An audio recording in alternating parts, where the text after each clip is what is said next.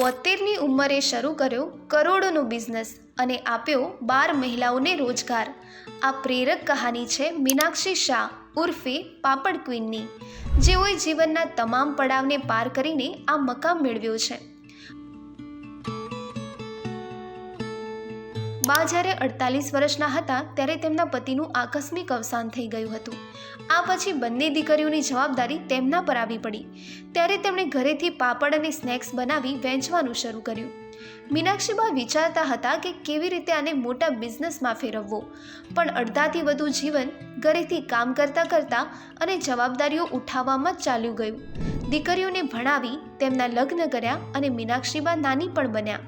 બાને લાગ્યું કે હવે તેમનું સપનું ક્યારેય પૂરું નહીં થઈ શકે.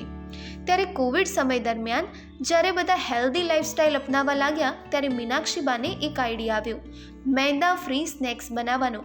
અને આ રીતે દીકરીની મદદથી 67ની ઉંમરે મીનાક્ષીબાએ શરૂ કર્યો પોતાની બ્રાન્ડ મન મસ્તી. આ આઈડિયા એટલો હિટ થયો કે આજે બાના બનાવેલા પ્રોડક્ટ્સ વડોદરાના મોટા મોટા મોલ્સ અને એમેઝોન, ફ્લિપકાર્ટ જેવા ઓનલાઈન પ્લેટફોર્મ પર પણ વેચાય છે.